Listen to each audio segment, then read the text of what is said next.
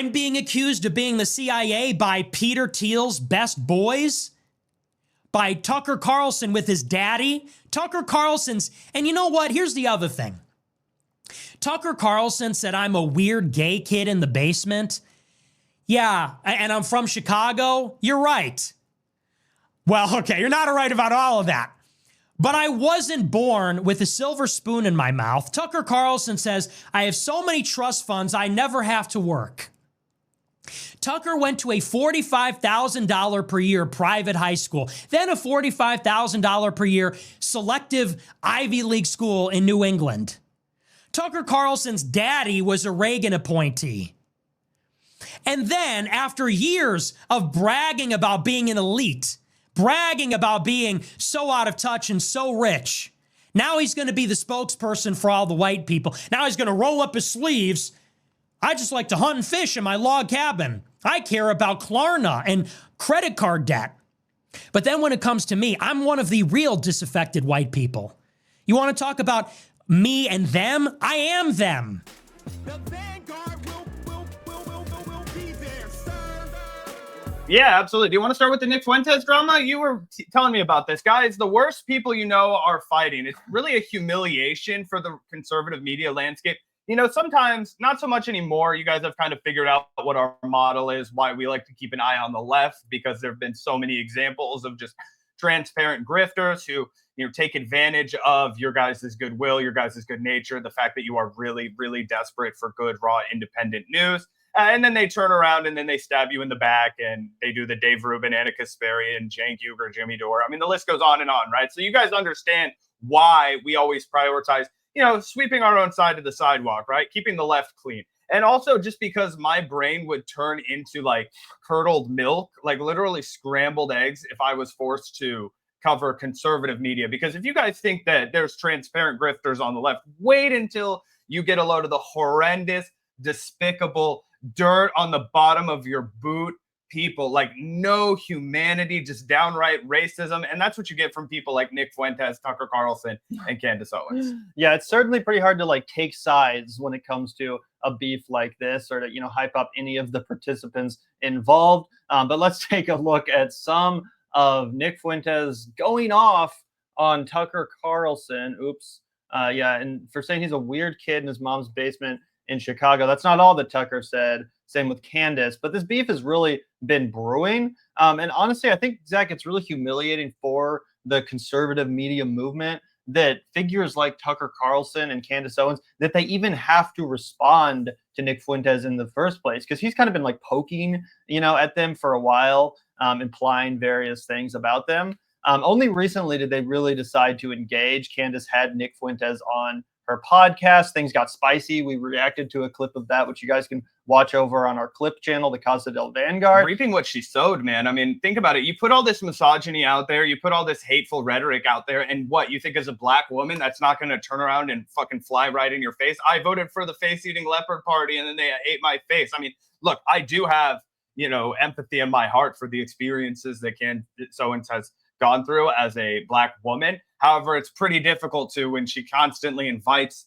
these guys like Tucker Carlson, like Nick Fuentes into her world, validating them, you know, amplifying their point of view. And then they turn around and they say, I don't respect you. Nick Fuentes said, I'm not going to listen to you, take it or give me advice. You're a woman. Why would I listen to anything you have to say? I mean, it's crazy to fan the flames that these guys, you know, burn essentially, right? And then turn around and be like, oh my God, it got me. Yep, 100%. And it's also, I think, a sign that, you know, for the likes of Candace Owens, who was at one point at the Daily Wire, now she's no longer a part of that organization. Tucker Carlson, not that long ago, he was also part of Fox News. When you leave one of those establishment right-wing media companies, you can kind of, you know, when you're part of one of them, like Fox or the Daily Wire, you can kind of insulate yourself from the Nick Fuenteses of the world, the real crazy, rabid, straight up unapologetic Nazis. You know, but once you're out in the populist woods, as Cenk once said, you know, really out in the internet and the subcultures on the right, you have to deal with the Fuenteses of the world. You have to deal with the Groypers. And that's something that Candace Owens and Tucker Carlson have found out. The further they get away from true establishment money media and into the trenches of real right-wing discourse, they're finding out who's actually king. and it's Nick fucking Fuentes. And I think what's crazy about this is not only do they have to address Nick Fuentes and kind of get in the mud with him, but it seems like neither of them were able to come out on top. Just from my personal observations of this beef on Twitter and on right-wing spaces, it seems like most people are Team Fuentes, which again is a crazy and stunning indictment of right-wing media and just how far it's descended into a cesspool of Nazism. Not that Candace and Tucker are much better, but still they seem, downright professional compared to some of the stuff you hear come out of Fuentes' mouth. Oh yeah, they still have the veneer of mainstream media attached to them. I guess Candace Owens never was as mainstream as Tucker Carlson, but he was the most watched news show on television, guys. Let's not forget the power that Tucker Carlson was wielding when he was the primetime spot on Fox News. He was generating headline news on a weekly basis, if not a nightly basis, right? Gavin and I talked about this a lot in the aftermath of him being fired, let go from Fox News. It was a huge scandal. Read all about the Dominion lawsuit if you'd like to. There was a bunch of news that came out about Tucker. But we talked about on this very podcast how one of the things that's going to be difficult for him to do is to continue to generate headlines, to continue to shock people, to continue to be a guy that you're like, wow, Tucker Carlson did that, which was so normal during his Fox News period because it was going broadcast onto cable news. Anything that he said could be picked up by the New York Times or Mediaite or, the Daily Wire or what. They would be talking about it and that would create discourse, right? Oh, Tucker Carlson said this. Let's respond to it. It gets much more difficult to do that when you are just within your own sequestered fan base. And I'll remind people that even when Joe Rogan was at the height of his popularity before the Spotify deal, he was still pretty underground. You had to know about him. You had to be a fan of his content. It was very word of mouth driven. Like he was the #1 podcast on Spotify, but it was also not something that mainstream media was grappling with. Right now, Tucker is learning that's the landscape if you are truly independent. Mainstream media hates independent media. They don't want to give you free press. So what's he doing now? He's going with the people who are the most sensationalized, the Ku Klux Klan members, the neo-Nazis, the Groypers, the Nick Fuentes, because that's the only way that he can, generate discourse about himself now.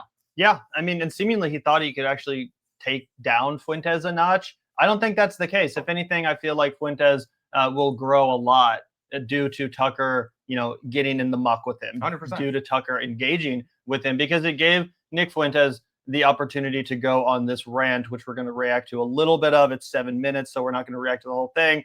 But just while we wait for some more comrades to trickle in, make sure to smash that like button before we watch some of these Jubilee moments with Cenk Uygur from the Young Turks, the Union Buster himself getting confronted. Let's take a look at some of this. Zach, I think we should probably mute ourselves for now while we play this. Yeah, definitely. To being the CIA by Peter Thiel's best boys, by Tucker Carlson with his daddy. Tucker Carlson's, and you know what? Here's the other thing. Tucker Carlson said, I'm a weird gay kid in the basement. Yeah, and I'm from Chicago. You're right. Well, okay, you're not right about all of that. But I wasn't born with a silver spoon in my mouth. Tucker Carlson says, I have so many trust funds, I never have to work. Tucker went to a $45,000 per year private high school, then a $45,000 per year selective Ivy League school in New England. Tucker Carlson's daddy was a Reagan appointee. And then after years of bragging about being an elite, bragging about being so out of touch and so rich, now he's going to be the spokesperson for all the white people. Now he's going to roll up his sleeves. I just like to hunt and fish in my log cabin. I care about Klarna and credit card debt. But then when it comes to me, I'm one of the real disaffected white. Okay, I don't want to hear it. Well, we'll hear it, but I want to respond directly to his total sob story. Oh, I'm the real guy defending. But here's the thing. Here's how Tucker Carlson stepped in shit, right? Obviously, Nick Fuentes is the worst guy any of us know. He's a total racist. He is a absolute abject bigot. He makes people like Tucker Carlson look normal, frankly, with the politics that he holds. And what he was able to do, because he has a younger audience, right? Tucker Carlson's audience is so out of touch and they're just interested in being lied to that he feels like he could kind of do this rebrand, but he gives Nick Fuentes a lane to totally just, pants him in public. You know what I mean? To be like, look at you, dude. You're a fucking fraud. Everything about you is fraudulent. You were born with a silver spoon in your mouth. And that's the other thing that's so dumb of Tucker to do. Tucker, I'm sorry, bro, but you can't accuse anybody of being a rich bitch. So that's something that I get to do because I was born poor. Okay, I could be like, fuck you, you rich snob. You don't get to turn around and be like, fuck you, you rich snob. That's your people. Okay, that's who you are. You are the rich snob. You can't turn, like, and it gives Nick Fuentes an avenue to be like, I'm the real voice of the working class, right? Even though, obviously, he just means, like, I'm trying to lead the Fourth Reich. Yeah, well, it's crazy that Tucker Carlson feels like he's on, more fertile ground to attack Nick Fuentes on being like a kid in his mom's basement instead of him being a raging, insane anti-Semite. But of course, that's not what Tucker can say because he knows that most of his audience, low-key, agrees with what Nick Fuentes is saying. And honestly, Nick Fuentes is truly offering the more unfiltered version of what people like Tucker and Candace are selling, even though they do it with more class and with a more professional sheen. I mean, this is the pure heroin. The Nick Fuentes stuff is the real shit that Tucker Carlson and Candace Owens and all these other people just dog whistle at. Nick Fuentes will just say it. So it's very funny that, again, instead of calling Nick Fuentes a raging anti-Semitic loser and a piece of shit or whatever, instead of that, Tucker goes for, you're a weird gay kid from Chicago who lives in your mom's basement. And again, that really did open up this lane for Nick Fuentes to claim, like, well, you claim to care about working class people. What do you have against Chicago? What do you have against, people living in their mom's basement because they can't afford to buy a house of their own, as you're about to hear? People. You want to talk about me and them? I am them. He says Nick Fuentes is leading all of the disaffected young white men. I am a disaffected young white man. I was a precocious, intelligent, young white college student who went to Boston University, who was pro-Trump and red-pilled by Trump and animated by Trump's message of America first. And I asked questions about Israel, and I was punished for it. I did it years before Tucker Carlson started talking about Israel last year. And I sacrificed, and I was targeted by the ADL, by the SPLC, by the federal government, by the conservative movement that both Candace and Tucker were a part of. Candace and Tucker had nothing to say about Israel until it became unavoidable last year. Not popular, but unavoidable. And now they want to gatekeep me out and do this personality attack and say I'm a bitter loser in my basement from Chicago. I'm a kid from Chicago. And they slipped up there because they forgot for 1 second that they're pretending to be the spokesperson for exactly that kind of person. Tucker's mask slipped, and he forgot for a minute that for 8 years he's been pretending to care about the plight of weird kids in their parents' basement who are broke and didn't go to an Ivy League school, living in cities that don't matter like Chicago, not like Washington, D.C. or L.A. or New York. And that's why he had such disdain and contempt for me in that moment. Between the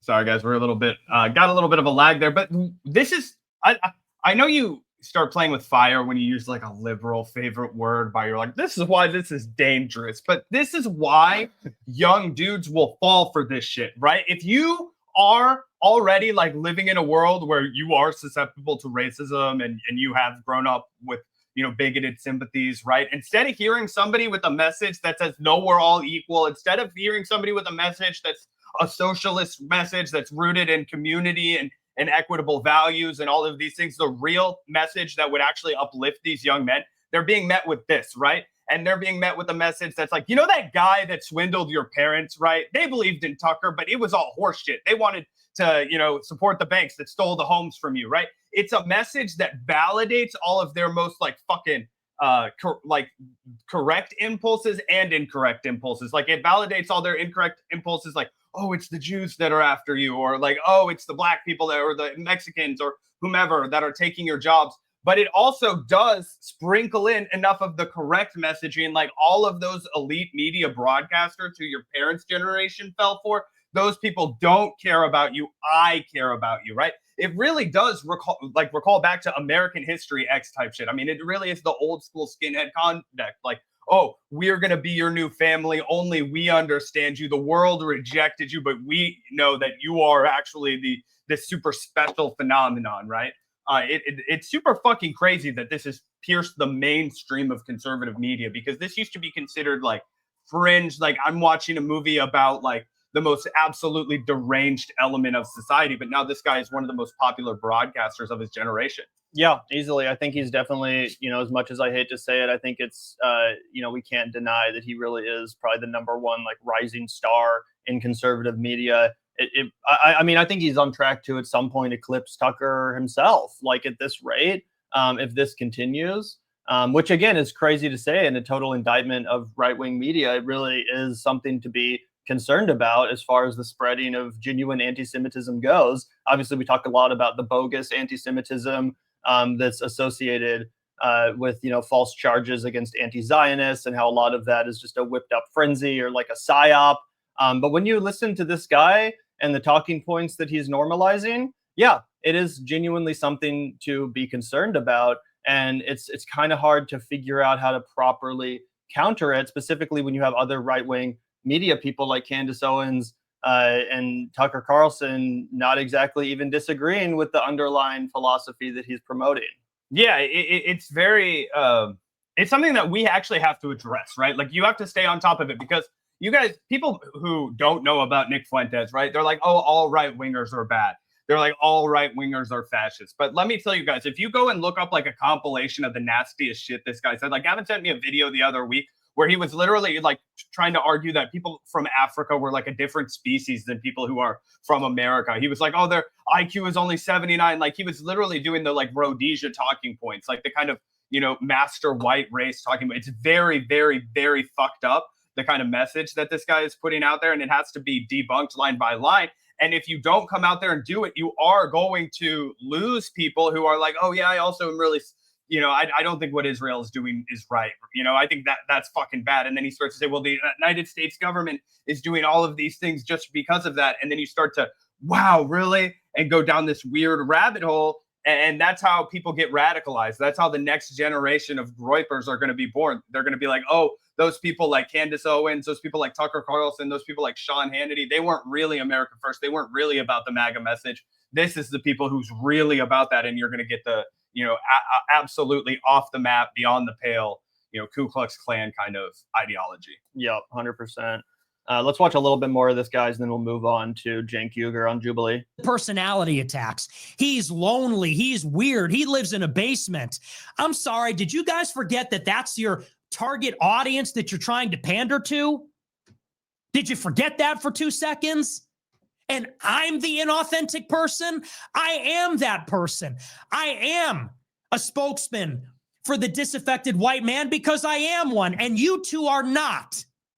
Candace Owens got married to British royalty worth $200 million after meeting him for 2 weeks on Zoom. What the fuck is even that about? And Tucker Carlson's dad ran the CIA's propaganda empire fighting the Soviet Union. He went and fought with the Contras when he was in college. When I was in college, I was doing a webcam show in my friend's dorm room criticizing Israel. So who's the CIA cutout? Who's the inauthentic one? Who's the crazy, hateful one? I would never describe a well-meaning young white person who's trying to get ahead as a weird kid in his basement from Chicago. And what is that supposed to mean? What is wrong with being from Chicago? What is wrong with being weird? What is wrong with living in your basement? That's a lot of people because of the problems you claim to care about. Tucker's a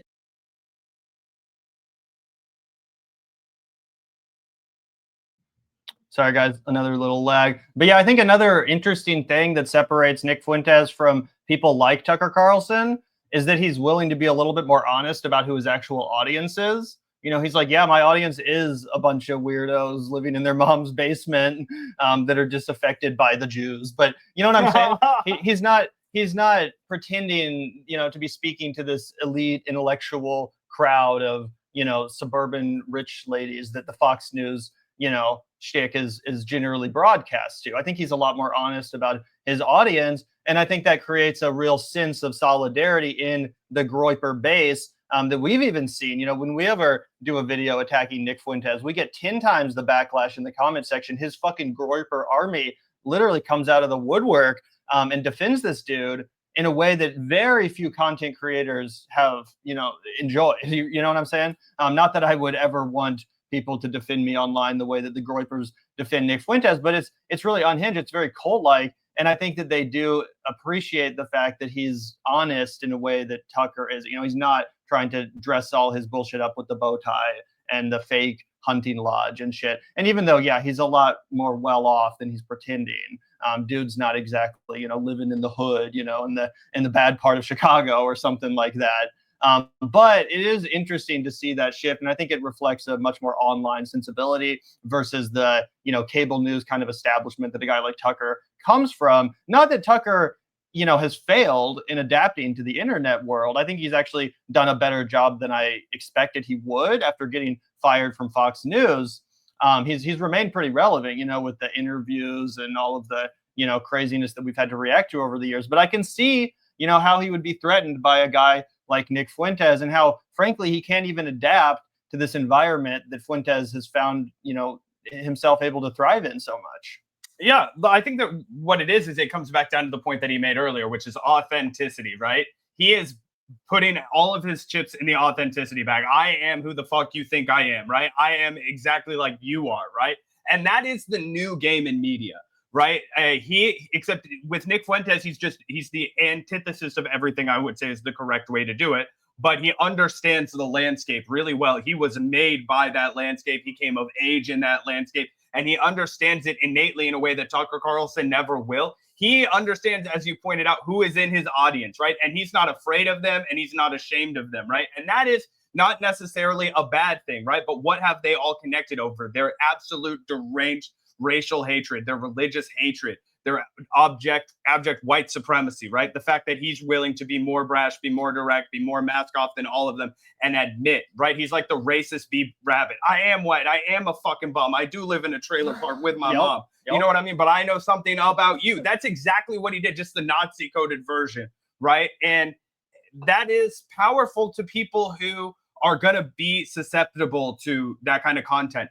And a lot of people in chat, I'm seeing some praise. Shout out to you, Benjamin. But I'm also seeing some people being like, don't go heaping praise on Nick Fuentes. Guys, this is called objective analysis, right? You can't just look at somebody who is horrible, who is actually being really successful and doing a lot of bad things and be like, he's dumb, he sucks, he's crazy. And it's like, of course he's crazy. Of course he sucks. Of course he's dumb. But he is accomplishing a goal that is very pernicious. It's super evil, and it has to be addressed. And that's what we're doing right now. We're talking about why he's been capable, right? Because you can't just turn your nose up and be like, he sucks. Well, why is it working then, right? That's what we're addressing right now. Why is Tucker Carlson afraid of the shithead kid in his basement in Chicago? Why is Candace Owens afraid of the shithead kid in his basement in Chicago? Because he's actually capable of reaching an audience of people who are going to be pretty fucking dangerous. Yeah, 100%, 100%. I mean, it's crazy to not be able to acknowledge a talented communicator when you see one. People very frequently acknowledge that Hitler rose to prominence in Germany due to his communicative abilities and his abilities to rile up a crowd. I see a very similar talent in Nick Fuentes, and yeah, it has to be pointed out. We talk about that in the context of Donald Trump, too. I mean, how was he able to successfully take over the Republican Party? It wasn't by not being a charismatic communicator. We have to be able to point this out, and we have to talk about it. Because, yeah, I've been saying for a while, Nick Fuentes is one of, if not the most talented communicators when it comes to right-wing media and right-wing broadcast. And he's really only become more popular even as Trump becomes less popular, I feel like, with that specific subsection of the internet. He's weathered the storm. He's called out Trump. He's one of the only MAGA content creators that's been able to He's been calling out Donald Trump even before the election of Donald Trump. So he has more credibility in that sense with the base that feels that Trump is owned by Israel, which, by the way, Trump is. So it's unfortunate that Nick Fuentes is using that reality to guide his Groyper army and all these other impressionable listeners down a very dark path. A very dark path. And I don't want to underestimate that. Again, a lot of times we come out here and we talk about how, you know, anti-Semitism is overblown and it's not as big of a deal. Yeah. But in this sense, it absolutely is a big deal. And it definitely does need to be responded to and hopefully, you know, done away with at some point, because these are real dangerous talking points. And what you guys just saw in that clip Doesn't even scratch the fucking surface. I mean, you can go to his show on Rumble and just watch a single episode, and I promise 10, 20 minutes in, you will be fucking floored by the amount of just unhinged, unabashed anti-Semitism, racism too. But the real core of his show is anti-Semitism, old school, Adolf Hitler style Nazi shit. Yeah. So it's really crazy that he is quickly becoming the most relevant figure in right-wing media, in my opinion, right alongside Candace Owens and Tucker, who he might have just knocked down a peg.